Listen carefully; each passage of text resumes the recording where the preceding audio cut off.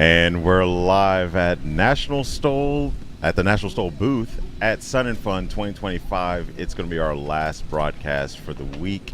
We're still at Paradise City, and there's still ultralights and everything else flying next to us. About, we're going to say more than 50 feet just because of safety precautions, but it's more than 50 feet over to my right. It's pretty gusty out here. We could have used that last night during the STOL Invitational, but it's all right. But right now, I have a special guest. I'm wearing my eSTOL hat, or at least I should be wearing my eSTOL hat. Feels like eSTOL. We've got Corey Simmons, a.k.a. Cando. Yes, sir. Yes, sir. How you doing? Pretty good. How are you doing? I'm doing great. Having fun. Yeah, man. It's been an awesome week. It's good to see you. It's great to see you again. Yeah, it's been a minute. We first met at FS Expo. Yeah. Yeah. Vegas. Yeah, in Vegas. And then ever since, every time I see the beard, I know. That's me. It's hard to miss. It's hard to miss. It is hard to miss. And the hair, dude. That's right. Yeah. So, we've been talking off and on about, like, you being a sport pilot. Like, you just recently got your LSA. Like, Yes, sir. We'll talk about that. But since we are kind of focused on the eSTOL side of things, the national eSTOL side, what's your involvement in eSTOL? So we do a lot of backcountry flying on Twitch, and really focus on the basics of backcountry. Okay. Power energy management, flying in the backcountry, some mountain things with winds and turbulence and stuff like that. But we really just try to drill into a lot of the new guys that are getting into STOL, or just the sim in general, the importance of being able to fly that aircraft as slow as possible within that safe envelope, and putting the airplane down where it needs to be, whether that's on an eSTOL course or out in the backcountry of Idaho. And it's seen a lot of good, people are taking it well, and I think bush flying in general is kind of an oversight. A lot of people don't even know it exists. They think of airliners because that one time on vacation, that's what they flew. But there's a whole nother world of aviation out there that we try to show other people. Yeah. So just to give context to the audience, we're talking about eSTOL. We're talking about simming in Microsoft Flight Simulator. Yes, sir. So we're not talking about the actual in real life, actual flying, but it's real world application because it's the sim world. I mean, it's copied directly off of these actual aircraft that are out here. The procedures are all the same. Yep. You can go through your checklist, and you're doing your run-ups, you're doing everything. Like, everything is the exact same. Right. So, speaking of real-world application and sim world application, I think earlier this week we had a discussion about a particular friend of ours. That's right. A guy that I've known for a little bit over 5 years, who is pretty famous, I would say, in the aviation community. I mean, like, low-key famous, right? Like, he's no A-list, but he's famous in our group. Right. Yeah. All right. Absolutely. So tell us about what happened with you and KQ STOL, a.k.a. Kelly Qualls. So one day, on Sundays, we do this thing called Sunday STOL School.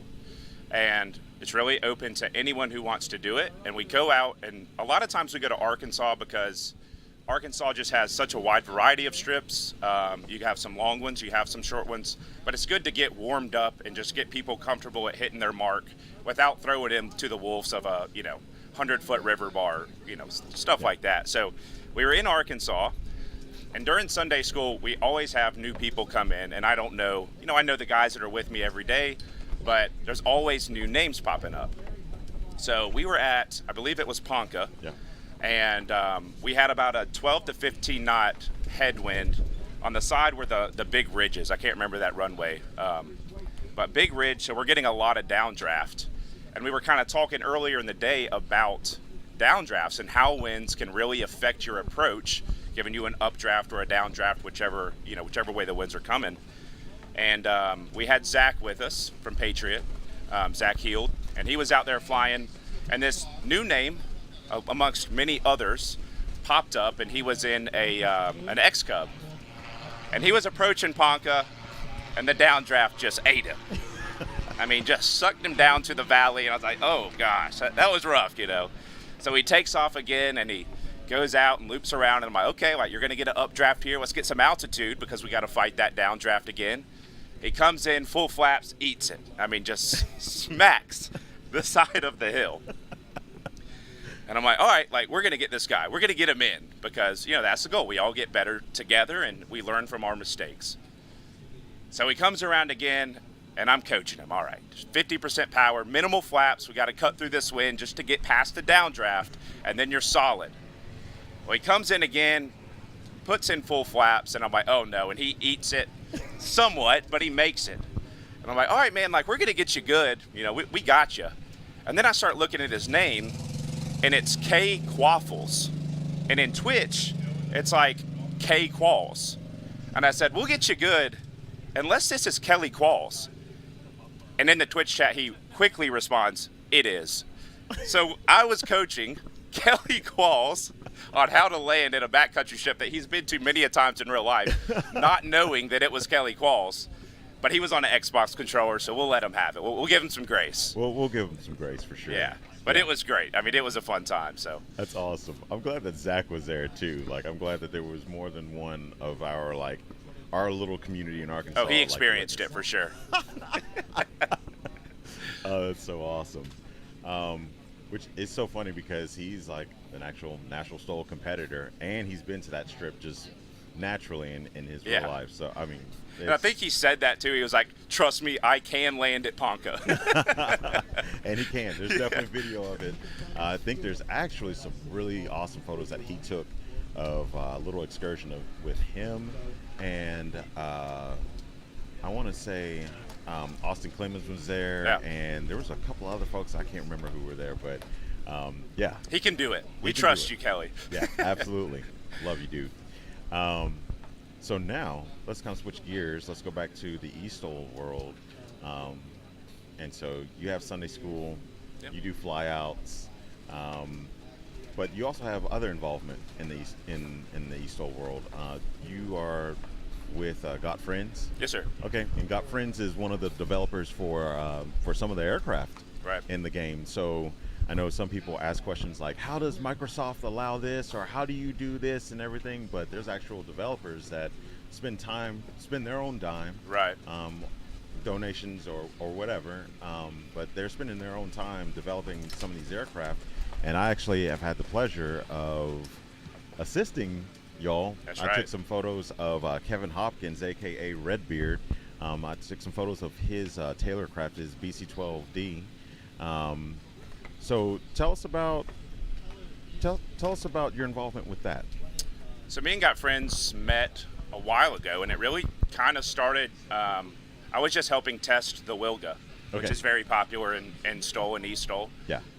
So I started testing the Wilga, and me and Jonks, the head guy at Got Friends, really quickly became friends. And we just kind of bounce ideas of airplanes off of each other, features for the aircraft. And then that quickly kind of turned into us going to Flight Sim Expo in Houston and talking to Jorg. And Jonks got the deal for Draco X, which is now in the sim, in the new sim. So I helped them with Draco X under a brutal NDA for a year. And of course the Norden and the Stemmy and the Taurus and the Optica as well, all planes in the sim. Yeah. So I'm kind of just their friend, but I do a lot of testing for them. And also if I see a cool aircraft that I think would fit in the Got Friends catalog, I'll be like, hey, what about this? So that's kind of my involvement, is testing, bouncing ideas around. That's pretty much it. Yeah, that's awesome. I think actually at FS Expo, first time I saw you were wearing like a Got Friends jersey. Yeah. And y'all had a setup next to the National STOL. Like the actual trailer was out on the floor, and then on the rear side of the trailer there was a couple of actual full-on rigs. That's right. In addition to our tables that we had over here on the right side of the trailer, but. I mean, that was my first exposure to all of that. Yeah. I mean, I have seen people play DCS and MSFS, Microsoft Flight Simulator, and never really I never really even knew that there was a STOL component to it. I was Yeah. hoping like, I figured maybe a J3 was in there, but there's actually not a Microsoft J3. That's another developer's. Correct. That's J3. a classic aircraft simulation. Okay. Yes, sir. Yeah. So I mean, like, it's just funny that a lot of these things are happening outside of Microsoft's development team That's right. themselves, or what's the other company that's working? with them? Asobo. Asobo, yeah. Which also did Ace Combat. I think they had. I think they did, yeah. Back in the day. Back in the day. See, that's where I'm at. I'm high school, Xbox 360, Ace Combat 6, just tearing it up. That's right. But so real life. So outside of the sim, you're a sport pilot. Yes, sir. Yeah. So when did you get your license, and how'd that come about? So I finished it all up in June, but it really started like way before that. Okay. We started streaming. I was on an Xbox. I spent like one day with an Xbox controller. I was like, nope, got to go buy a HOTAS. I was just hooked. So we started streaming, and I just noticed that nobody is doing backcountry. Really, not a lot of people were even doing general aviation back then. And I did not have any bone in my body that wanted to fly an airliner or a fighter jet. Yeah. Because the world in flight sim, low to the ground, just looks so good. Yeah. So I remember our first big flight, we were in the Grand Canyon. And I remember texting my buddy, I was like, dude, we have 15 viewers. Like, this is crazy. And it kind of went from there. And then as the community grew, I really kind of expressed my desire to, fly in real life. And I'm very fortunate that my community funded every penny of my journey to get my sport license. Oh, man, that's awesome. To the point where when I passed my check ride, I had a set of Bose A20s from my community in my house waiting on me. So really kind of, I think they're kind of living through me, some of them a little bit, which is cool. But I really do enjoy it. It took me, I know this is a controversial topic, I soloed at 8 hours, which is very controversial. Some people are like, you're a dangerous person, and I'm like, maybe I'm just good, I don't know.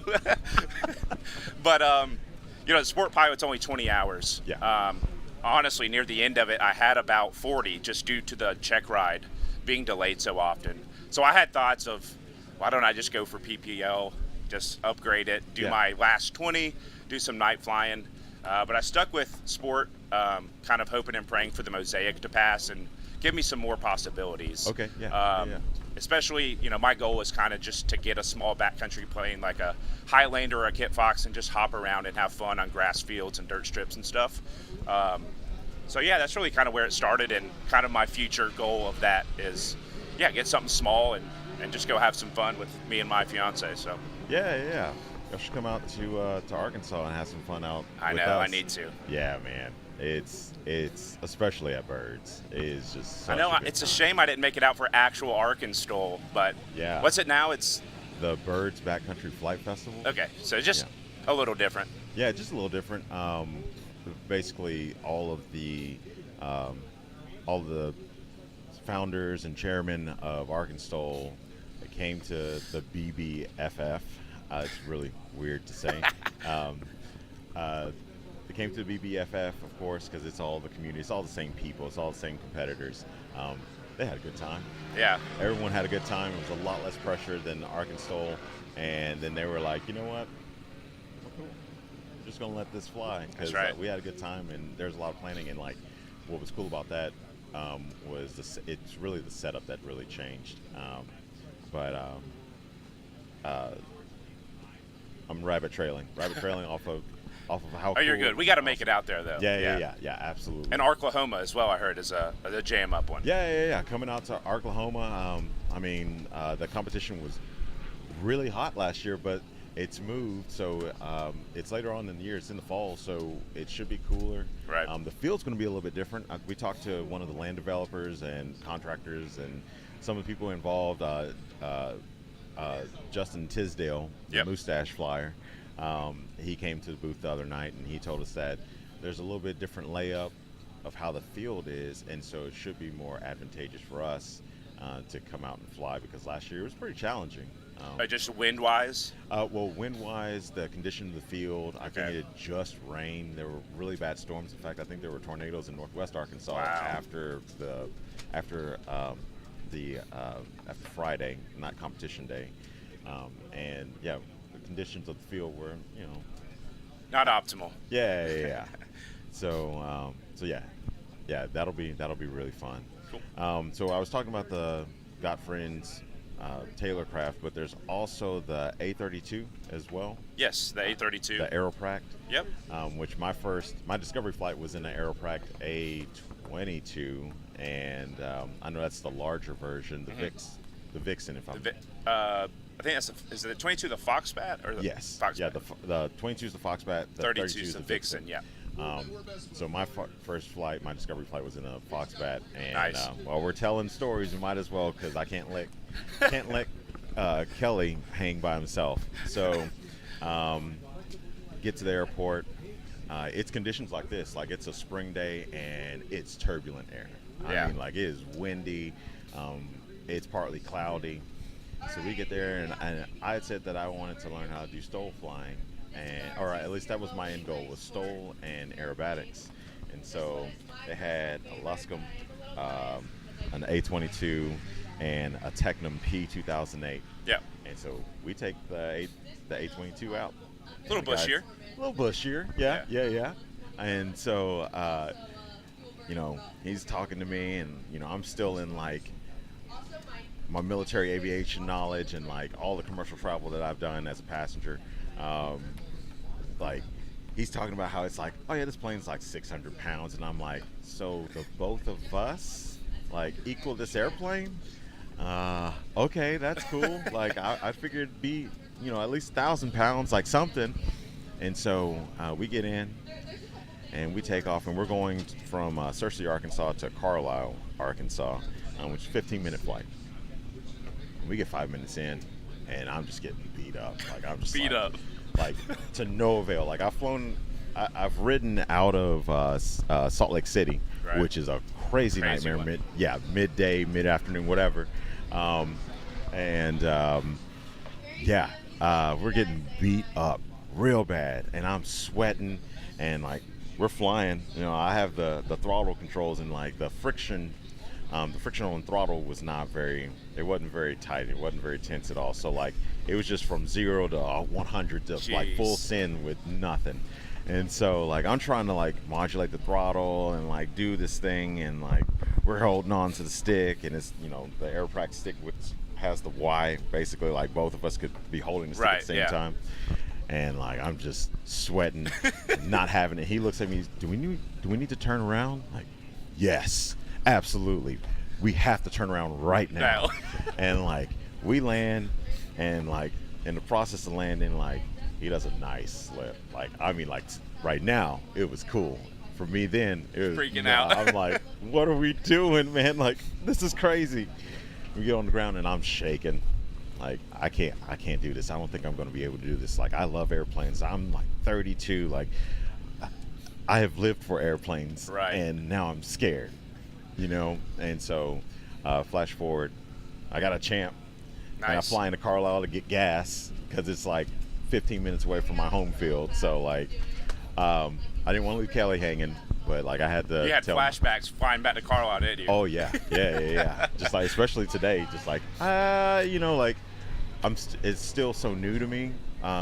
Getting my PPL and everything like last September. Seeing these conditions, like I immediately go to that first day, and then I'm like, oh yeah, dude, you can fly in these. Like this is fine. This is not bad. Right. But you're gonna be flying. Like, what are you flying right now? Like, what do you own an aircraft, or are you renting? So I rent from the school. I fly a Cessna 162. Okay. We're actually probably A 162? 162 The Skycatcher. Skycatcher? Yes, sir. Oh, that's awesome. That's a rare bird. Yeah, we have. Believe it or not, so we have like 2 airports that are the school, like the flight school. So we have a sister school. We have 4 of them between the 2, and then we actually even have a spare for parts. And it's crazy because one of the only schools that offers LSA training, but a lot of the PPL guys fly the Skycatchers, and I'm like, hey man, like I don't have an option, Like, what if you just let me have that? Because it's so much cheaper, and they like it. They actually prefer it more than the 172. It's got like 3 inches of extra shoulder room than a 172. Like, it's a comfortable aircraft to fly. That's so awesome. Some days I'm like, man, you can fly the 172. Like, you just don't want to pay for it. Come on, man. Heck yeah. But yeah, it's a good plane. Awesome. Well, Cando, Corey, and it's been great talking to you. Sir. We're at our time mark, but I am looking forward to hosting with you this year. Sure, let's do it. We're going to do it. Yeah. I don't remember the date, but it's, I think, later on in the season. Okay. Yeah, I'll be ready for it. Absolutely. Hopefully it's not my one time that I'm out, but are you hosting twice? I probably can do another one. I think I just have one on the schedule now, but okay, we'll fill out another one. All right then. Sweet. Heck yeah. Well, that was my interview with Cando, talking about eSTOL, talking about Got Friends, flying airplanes. Everyone here in this tent loves airplanes. That's what we're all here for. My name is Cam Walton, and we will be right back with another interview after our commercial break.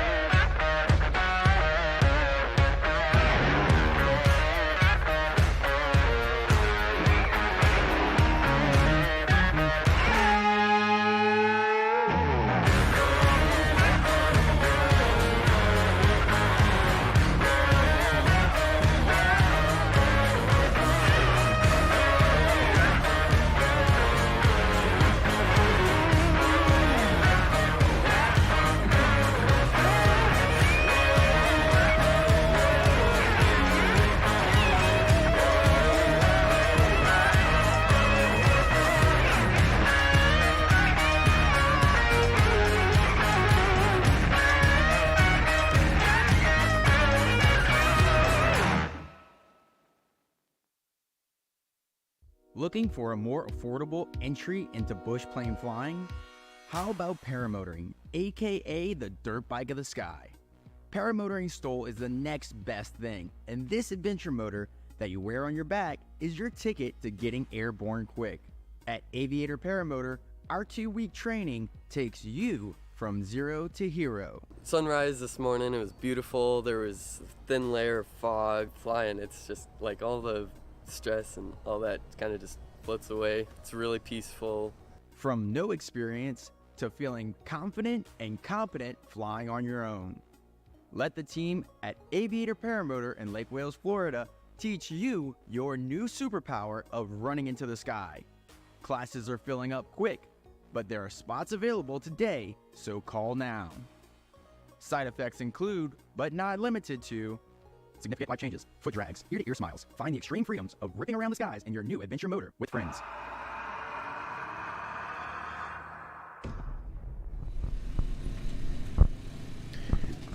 And we're back at the National STOL booth at Sun and Fun in Paradise City. I'm joined with another friend of mine, especially someone who I've come to know for the past 4 years. 4 4 years? years, probably. Yeah. Yeah. Trevor Aldridge, aka Dozen. How are you doing, man? Doing good. It's good to see you as always. It's good to see you as well, man. Brings a smile to my face. It brings a smile to my face. As you can see, I'm just cheesing right now. I haven't gotten a chance to talk to you for very long this week because everyone's busy. That's how Sun and Fun works. Yeah. Bushville Base Camp has been popping the whole time. Y'all are like the first thing you see. So when you're on the tram going towards Bushville Base Camp, it's the Patriot birds, Super Patriot out there. I mean, what's it like having the bird here and like being here and meeting all the people? And yesterday y'all had all the children that were getting in and out of the cockpit, and they had, I guess they had done RC stuff or something like that? Yeah, they built paper airplanes, and they won a competition for that. So they get to come out and take a look at the airplanes and talk to just amazing pilots like Dan Reynolds and all these guys were out there, and so they get to talk to them, and we get to talk to them, throw them in the Patriot. And, you never know when you spark that next spark that's going to lead to future aviator or maintainer, aerospace engineer, or whatever it is. Absolutely. You flew out early morning when all of the rest of the guys flew out when they were flying the Blue Angels maintenance team. Did you have somebody on board as well? I did. So my thing is we just swapped out the prop on my airplane. We just swapped out the brakes, and I was hoping to compete yesterday in the competition, and there's some communication breakdowns where it didn't wind up happening, but I needed to go break in those brakes, get them worn in right, and it had also been about 3 weeks since I'd flown the airplane. Gotcha. So I just wanted to make sure I could shack that line and hit exactly where I wanted on speed. So went out and did some practice down in South Lakeland. Okay. But no, I didn't run up with the rest of the team and go do the blue stuff. Which would have been cool, right? Because you are a previous Thunderbird. Right. You're number 2, so is that the right or the left wing? So on the Thunderbirds, it's the left wing. On the Blue Angels, it's the right wing. Okay. Yeah. Awesome. Yeah, man, that's awesome. I don't want to focus in on that because I know you talk about it all the time. Probably like people always ask, like, "Oh yeah, you're a Thunderbird. What's it like to be a Thunderbird and everything?" Like, but whatever you want to talk about. Okay. We're here for STOL. Like that. I will say one thing that's been really fun is flying fighters around the world, flying for the Thunderbirds. Like that is a very specific skill set, and the flying side of it, and fighters. The flying is not as challenging as kind of the sensor management and running the three-dimensional chess game that you're playing. Okay, yeah. When you get to the Thunderbirds, obviously that's a lot more challenging, right? Just stick and rudder, similar skill sets to what you learn in UPT, basic pilot training, but gets way more advanced. Yeah. And so the stick and rudder skills, but completely different. Like when I got out, I hadn't done a whole lot of GA flying. And so when I got out, I really got obsessed with GA and started doing all kinds of, went to IEC competitions and went to, learned what a manifold pressure was, right? Like I had no idea what any of that stuff was, literally. And like when you flare, you really got to bring it all the way back. But it was like another evolution, another like continuous learning. And what's been really fun over the past couple of years, is learning the backcountry flying, because I'd done a decent amount of tailwheel before doing backcountry, but I've gotten to fly Malls and Cubs, and I've been very fortunate to fly a ton of Bearhawks, all kinds of these backcountry airplanes, but flying them is one thing, stoling them is a whole nother game, and there's a whole nother skill set, and it's extremely humbling to be able to come out here. But one of the things I love about aviation is that you can spend your entire life in aviation and jump between things and never master it all. Like there's always something new to learn. There's always somewhere to be humble and learn from these experienced guys that have been doing this forever and get a lot more information and become a more rounded pilot. So you got your tailwheel endorsement after you were with the Thunderbirds? I actually got it when I was flying the F-15, but it was a tailwheel endorsement. You know what those are, right? Oh, yeah. I got it. It's marked. It's checked off, but like I'd kill myself, right? Like it was not to do that. But then starting in about 2021, I started flying. Honestly, it was a J3. I had a J3 Access that I flew just a ton. and then just getting to fly a bunch of different people's airplane and kind of honing out which ones I liked, and then seeing what Patriot was doing at the time. It was they had that same airplane that you were talking about, and looking at what they did and seeing kind of the attention to detail that they put into stuff. I was like, oh, these guys like really pay attention to the small things. Which means the big things take care of themselves, right? Absolutely. And so we got the bird, which was originally gray. Then we painted with the 16 colors that we have on it now to represent Birds Adventure Center. And there's some exciting stuff coming out with that airplane soon too. Oh man, yeah, we're about to get into that. But what I was getting at with asking you if you got your tailwheel endorsement before or after the Thunderbirds is, like you said, you flew the F-15, the Charlie model, correct? Yeah. And were you at Lake and Heath? So I was at both Okinawa in Japan, Yep. and then I was at Lake and Heath in England as well. So ZZ and LN tail flashes? Yep. Okay. Or tail codes, I mean. So with an aircraft with that much performance, and just that 15 is like some of the cream of the crop pilots fly that aircraft. It's a 104-0 record. It's a awesome airplane. Absolutely. Were you humbled getting your tailwheel endorsement? I was. So I will say, I think in everything I've done in aviation, I've been humbled every step of the way, right? Like what? And there's, I would say more so with the fighters, the imposter syndrome definitely kicks in, right? Like you're flying around, right? I don't think people realize how fast pilot training is in the military, right? I went from 0 experience. I get about 12 hours in a DA-20. Then I was in a 1,000 horsepower T6. Doing loops and rolls in 6 months, doing all the commercial, all the instruments, aerobatics, low-level navigation in about 6 months and 100 hours. Heck. At 110 hours of flight time, I was flying a twin-engine supersonic T-38, doing all the same stuff, just 3 times as fast. And then at 200 hours, I'm learning a dogfight. At about 220 hours, I'm learning to fly the F-15. So I'm flying in Oregon by myself in a 50,000-pound thrust airplane. Just going Mach whatever, with like 200 hours. And then at like 280 hours, I'm now in Japan getting deployed to go get deployed, and under 300 hours, I'm flying the F-15 in combat. Like it is insanely fast progression. But the point is, going from that and then going to the F-16, it's like, okay, now I have a hydromechanical center stick. Now I'm going to a fly-by-wire side stick, and we got to fly these close formation stuff like that. I'm porpoising all over the place. It's a humbling experience, right? And then coming out, honestly, flying a 182 was incredibly humbling. Done with the Thunderbirds. I've been flying fighters for over a decade, right? And now I can't land a 182, and I have to tell the instructors, like, dude, teach me like I don't know what I'm doing. They're like, you're a Thunderbird, you're fine. It's like, no, like I need to know this stuff. And so so it's been a really fun learning experience. And same with tailwheels, right? It's been incredibly humbling, but then to see that growth after the work and the flying and the learning of getting better and better and better. That's the fun, is just continuously progressing, continuously getting better. Man, that's awesome. Speaking of the T-38, that is your current that's one of your current jobs right now, is training. You're in Egypt, is that? So I'm at Egypt. It's a NATO pilot training base there, and I teach fighter fundamentals. So we have the students who have graduated from pilot training. They're done with it. They've got their 200 hours, right? 100 in the T6, 100 in the T-38. The ones who are going on to fighters, and they could be going to a Spanish F-18 or a Eurofighter in England, or a F-35 in Holland or whatever, or F-22, A-10, doesn't matter, right? In America. They've got to get some fundamental concepts of what it means to be a fighter pilot. So they've got to learn how to dogfight, or what we call BFM. They've got to learn how to drop bombs, BSA. They've got to learn close air support, air combat maneuvering, 2v1. Right? They got to learn these basic things. And so we teach them on a common platform that's way cheaper, right? The F-15 for 1 hour is $50,000 to fly. Like that's a lot. That's an expensive airplane to fly. So we teach them a common foundation. And so, that's one of the jobs. I fly for the airlines as well, so I fly Airbus there, 319, 2021 series. And then, but it's fun. I'm real appreciative of the military unit and kind of the way that our travel works, is because I can drive, it's 7 hours, but then it takes an extra duty day, and there's some costs involved with that, or I can fly my airplane in. And so I just take whatever airplane I have available, and I fly to Texas, and I start my military duty. And then when I'm done on the last day, I fly T-38, and then I'll hop at the Patriot and come back home. Heck yeah. All right, so you've been working with Parallel 42. Yes. Which, so we're gonna switch gears. We're gonna switch gears to STOL. Back to STOL.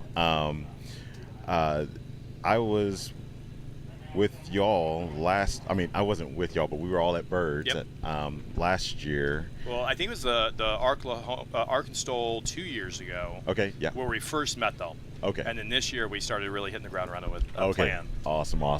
Yeah, we're all in the restaurant at the River Strip, and there's these guys, or what's his name, and his girlfriend. Edson? Yeah. Okay, so yeah, I saw the Parallel 42 hat, and then we all talked about like the plane was getting developed and everything. So now we can kind of talk about some cool things that are coming down the pipeline. So would you mind announcing? I guess this is the first time we're going to hear about some it. things have been announced and some haven't. So Okay. yeah, so as a kid, for me, like I grew up playing Microsoft Flight Sim 95, right? Yeah. I couldn't afford pilot training, and I know that there's a lot of people in that space as well, where like there's a physical reason or there's a financial reason where flight sim makes a lot of sense. And I remember like that was part of the spark for me to get me excited about airplanes, you know. And so when Edson and I started talking, it's like, yes, like this is awesome, let's do it. And so Edson with Parallel 42, what they did is they're the ones who did the Freedom Fox in flight sim, and they are meticulous about the way that, I mean, it's not just like, oh, we're gonna make it look kind of same. Like I've got some renderings that it like literally showed people are like, oh, that's your plane, or is that this plane, or what, you know, like it is like to the welds on the landing gear, perfect. Like That's awesome. like the squeaks when you get in the seat, exactly the same. Like the detail that they put into it is mind-blowing. I had no idea that it was that advanced, because I've been out of flight sim for a while. So we started talking, and what Parallel 42, this has been announced already, but what Parallel 42 has done is they are going to make the Patriot, the Bird, the Super Patriot Mark II, their next flagship release. And so I'm very excited that. In fact, that motivated me to go buy a real nice flight sim, set up myself. And I've got two kids, 7 and 9, so they're always like, hey, can we get on the flight sim? Can we go fly? And so, we don't have the Patriot yet, but we're going in Cubs and stuff like that and playing around. But here in the next few months, we don't have an official date yet, but once Parallel 42 is done, we're going to have the Bird, and it is going to be perfect to exactly what I fly. There's some other details that I can't talk about quite now that are going to be really exciting about it as well, that I'm really excited about. I know that's what I'm going to be doing when I'm at home, is like playing around with that and going to the places I love and in the plane that I love. And so that's kind of the one thing that's really exciting, is what Parallel 42 is doing with that. The other one, and this one has not been announced yet. So last year, National STOL was at Microsoft Flight Sim, or the Flight Sim Expo, right? And they brought their trailer. What we've decided is that for this year at the Flight Sim Expo, we're going to bring the Bird inside of the facility. We're going to bring the Bird, we're going to take the wings off, bring it into the facility, put the wings back on, and we will have the Bird there. And we're working on a special flight sim and some other things as well to go along with it. So to bridge that connection between the flight sim world and the real life aviation world. Oh man, that's gonna be awesome, because I know I had a ball of fun being on the floor with the trailer and doing the broadcast with Austin with Burst Sticks TV from the trailer in Las Vegas. We're gonna be in Rhode Island this year. Rhode Island. Yep.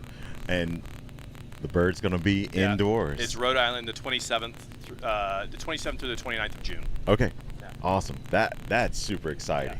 Yeah. I can't wait for that.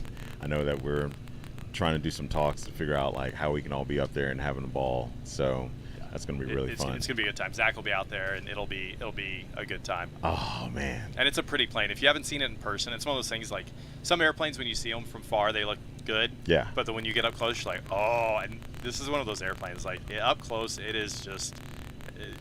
The team at Patriot just did such an incredible job. The artisanship with the paint, like all those topography lines that are on it, are all done by hand. And every inspection panel is perfect if there's the Mulberry River running through or whatever the case may be. Because topography on that is, as you know, but I don't know if the viewers are, the topography is Bird's Adventure Center. Yeah. It is the Mulberry River, and the side profile is like the approach where you have the North Mountain and the South Mountain. Like that's my favorite place to fly, and man, that is just because there's so many options, and you can. It's as you know, it's an incredible place. Oh yeah, and of course, it's just one of the best places to meet people at, like especially just randomly. Like you go, you fly, you calls in and Pam, and maybe if you're not landing at the restaurant strip, you go to the main strip, the river strip, and you got the van waiting on you, and you get in there and like you're eating in the restaurant. It's like, hey, did you have that Patriot out there? Did you have the Super Patriot out there, or did you have that that Champ or that Cub or that Taylorcraft? Like you just run into the most random people, and they're so cool. And they're so nice. And that's the thing about the community that's really cool is that fighter pilots have certain reputations for their personalities. Yeah. I think that it's kind of gotten a little more normalized over the years than it was maybe back in like the 60s or 70s. But each group has its own. Sometimes you find the fiefdoms and you find like I did this, and there's a bit of an ego, but not here, man. Everybody is just, they love flying, they're passionate about it, they want to share time with each other and learn, and it's a lot of fun. Yeah, absolutely. Well, Trevor, we're at our time mark, but I know that we're going to have an exciting season together, especially being able to go to the BBFF and like all the other events. I know I definitely want to get there. Dawn and Ron told me to come down and fly the Patriot or fly what they've got going on, and I know I wanted to help them out doing some fabric work and things of that nature. But yeah, I'm learned a lot from them. Oh yeah, absolutely.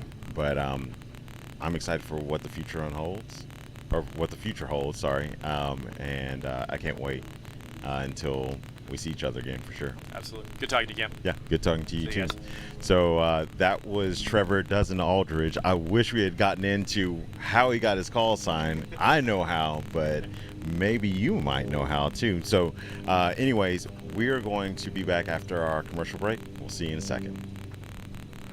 Hey, I'm Chad, and I am Legend. So once I decided I wanted to buy a bush plane, a Super Cub, before I began my research, I had never even heard of Legend Aircraft. I had heard of a couple different manufacturers, and that's really what I started with when I started researching. It was only through doing different Google searches and getting on the forums and hearing about this Legend brand that I began to really research them. And what I know today is Legend Aircraft is the best kept secret in aviation. It doesn't appear to me that they spend their money on a lot of marketing and advertising. They spend that money on research and development and into building a great product. Another factor for me, aside from the build quality differences, the willingness to customize, the customer service, their willingness to sit down and almost do a kind of a ground up one-off creation. On top of that was the other manufacturer that I was looking at. If I were to spec out this plane as close as they could get, I was getting less value, a less rugged, less sturdy, not as well built airplane, and an airplane that ultimately at the end of the day was not exactly what I wanted. That plane spec'd out at about $100,000 more than the Legend Aircraft version. And what I ended up with here with the AmeriCub was exactly what I wanted out of a bush plane and out of a Super Cub. And Legend Aircraft was willing to build that for me.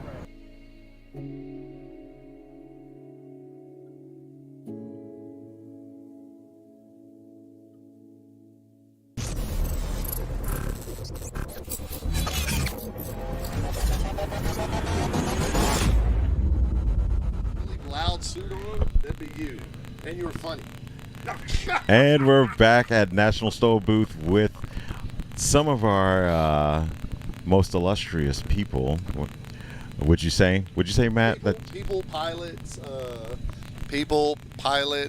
founders, line judges, plane builders, world travelers, plane modders. I think we get a lot of titles, man. You know, how many planes have you built now? Oh, I've had that question asked several times, and I can't answer it off the top of my head. I really can't. A lot. Not too many. Definitely not too many. That's very important. He's built so many, he can't keep track. That's how many planes he's built. But yeah, so it's been a great week. Yeah. So let's talk about this whole week. Let's do a wrap up since this is the last broadcast that we're going to do for the week until next weekend at That's Swamp right. Stole. As a matter of fact, myself and Dan and Karen were sitting down looking at the forecast. Sunny, and it's going to be in the 50s at night with a high of 77. And I can tell you, being from Louisiana, that means wind. There's going to be wind. Yes, there's going to be wind. If it's cool wind, that means it's coming from the north, because all the warm wind comes from the south, Dan. So you'll be on 17 looking north, all right? And I don't know how strong the wind's going to be, but there will be, I can almost promise you, there's going to be wind. Okay, I'm going to hold you to that. Okay, you know all that. right. And so is everybody else out I'm there, just because saying, last year we had that wind from the north like you're talking right. about, and that's when I did the 10-foot landing. That's Maybe right. a little less if we would have measured officially.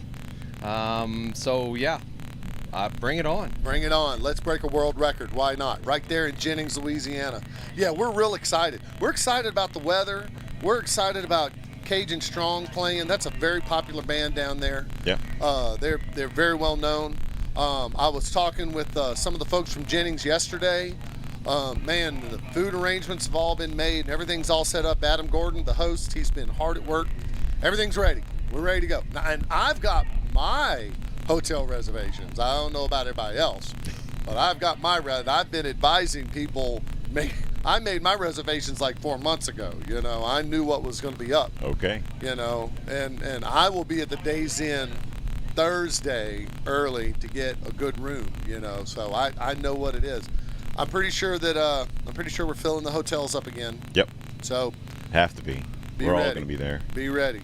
You know, here we go. So, Mr. Line Judge for this week. Yes. Because out here for the Sun and Fun STOL demo, it wasn't a competition. It was a demo. How was your week? Like, what was the most exciting moment for you being on the line?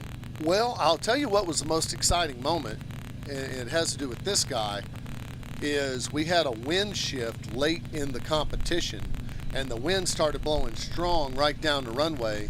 And of course, Dan's always looking for that 9-foot 5-inch score. All right, that's what we want, you know, because that's the record. That's what you want to beat.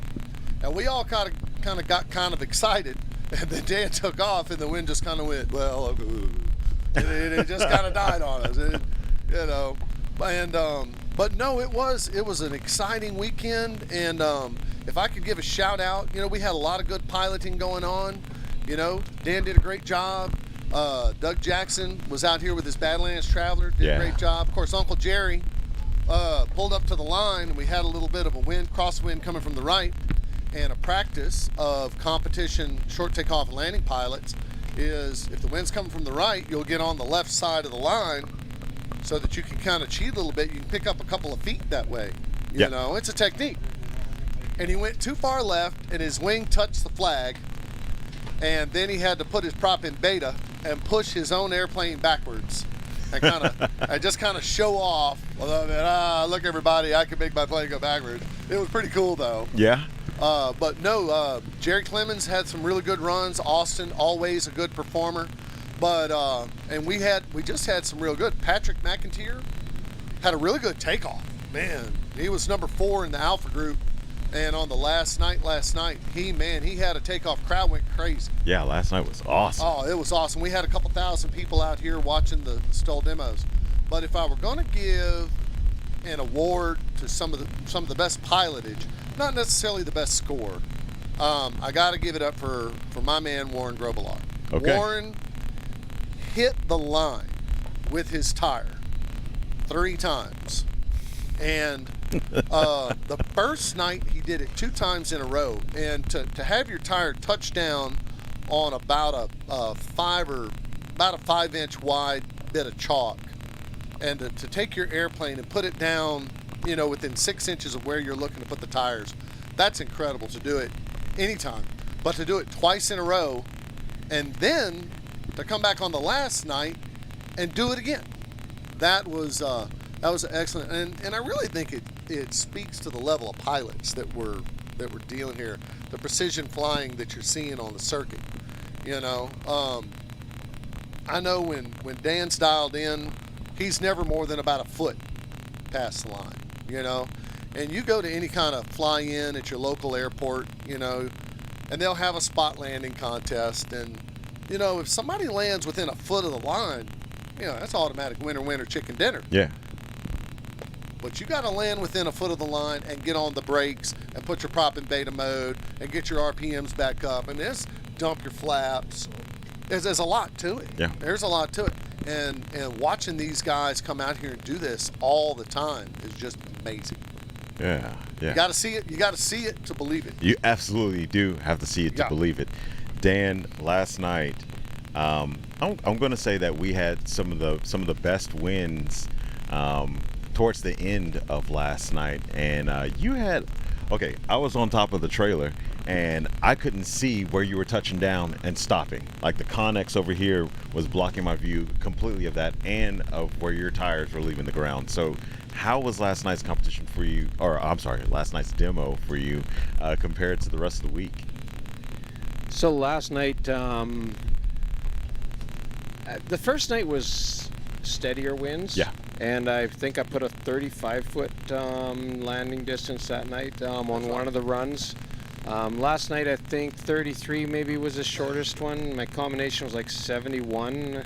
So it's for that plane. Yeah. It's not that spectacular.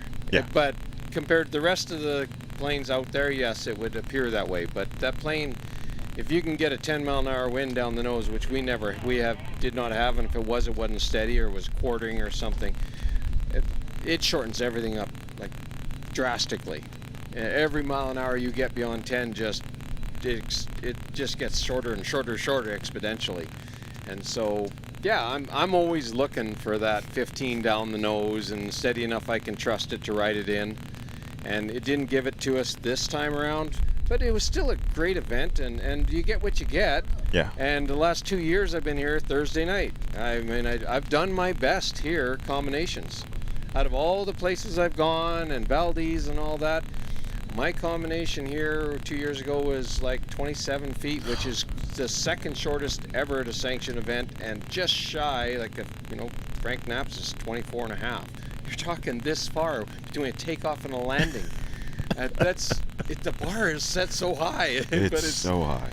And then last year Thursday night we had good winds there, and I could have broke records. The wind was there, the plane was there, I wasn't there. I wasn't on my A game. I gave up 10 feet on the line, and I still had a 31-foot combination. But I blew past the line 10 feet. So, yeah, it's tough, but it's fun. It's just a lot of fun. And this watching everybody else, just a hoot. You know, I've also flown my best here. My personal best score was right here at Sun and Fun. What do you think, Dan? Is it is it the crowd maybe? Is it the place? What is it about Sun and Fun that people are doing their best personal scores? Yeah, I don't know. Well, wind. It's wind, definitely. And it blows here a lot. Yeah. I think it just blows here a lot. I mean, looking at this temperature, that's all that stuff stacked against you. The density, altitude's stacking against you, but the wind's giving it to you, obviously. Because, Valdez is noted for its really cooler air in the spring when we're there in May doing it, and you get that nice flow, steady. It's just like riding rails that comes off the ocean. And that's where I set the shortest record. And Frank did his combination there. Yeah. And so this would be probably the last place I'd guess I would have done my best, and I've done it twice. So it's magical. Awesome things happening at Sun and Fun. What can you say? Yeah, absolutely. Place to be. Your best performance was at 2021? Mine was a 305 right here, 145-foot takeoff and 160-foot landing in a stock 1957 Cessna 172 with a 145 horsepower Continental 0300. Was that 2021? Yep. Yep. That 2021. That was my first time out here. And it was incredible. I landed and stopped in 160, and I could hear the crowd through the. And man, let me tell you, you're hooked. You're hooked. You're hooked. At that point, you're hooked. That you'll never. I get. It's kind of like golf. Whenever you hit the best shot you ever hit, and you're like, oh man, I'm gonna keep going, and then you stink for the rest of the round. But you chase that one good shot, and you think, I know I can do it, and you come back. You know what you can do. we know what you can do. We've seen what you can do. This guy's had the Blue Angels all gathered around him looking at videos of his landings. Yeah. So yeah, you know what you can accomplish, and you just want to get that feeling again. By the way, to tell a story on this guy, at one of the first swamp stoles, we were doing practices on 2-6, and we had quite a wind blowing. And Steve Henry had arrived, and of course, he and Steve Henry, good friends, also fierce competitors. Yep. And Dan was coming in on 2-6. He was the only guy in the pattern, had a nice strong headwind, and he just hovered his Chinook over Steve, looking out the window, looking down on him. He kind of, that grin right there. That's what he was doing. He gave me this kind of grin, and then he would pick it up a little bit, and he'd back up, and then he'd just sit there hovering over him like a helicopter, just looking down on him. And I think you won that year. You won that year. I think you did. I don't think I did, because I think the first win I've got at Swamp Stoll was last year. I have never done well. I always said it was my cursed place. I've had opportunity. I just have never done. I don't think I won. Was there? I feel like, because I remember you hovering above Steve, and I remember during the competition, it was super close. And I don't want to say that you scratched and that was the difference. But I feel like that's what happened. Yeah, I think I only got one counting run-in out of there. I scratched 2 out of 3 times, and I just couldn't read the wind, and it was all over, and I just went away like, wow. And then I got lost to Steve when he brought the new plane out. But I remember that moment, and I pulled over Steve there, and he was down there putting his plane together, and I was just waiting. He wears his cowboy hat, and I'm sitting there looking at him, and then boing, I see the cowboy hat come up, and I'm like, okay, now time to back up a little. Got him. That was so awesome, because I know I had no experience. I didn't know what a Chinook was. So like when I saw your name on the list and I saw a Chinook, I was like, they're really going to bring in an Army helicopter? Is this what? Well, now we're going to have 2 Chinooks, because Russ Keith is bringing his Chinook. Yeah. And I can't wait to see how he does, man. Russ has been practicing and practicing. He's ready. They're in the bus right now on the way home. Okay. And they're dropping the bus off in Jennings, and then taking the Jeep back up to Texas and bringing the Chinook back. He's flying it back from Texas. However fast the Chinook goes, Yeah, and they become 2, and maybe they'll become 3 or 4. Or 3 or who knows? 4. Oh, yeah. Future. I a whole actually, Chinook series. I talked to a guy yesterday who was actually looking for you and Russ, and he was talking about he had his name is Santiago, and he's a local. I think he's actually from Miami, but him and his wife were walking around the base camp, and they were looking for you because he has a Chinook, and he wanted to talk to you about some tips and pointers. And actually, they got a whole bunch of photos. I got photos of them next to your aircraft, so I have that memory now. But yeah, they were wanting to talk to you and talk to Russ about that. So, what if you could, like, give advice, or as far as like what would you do to a Chinook if I just bought one today, and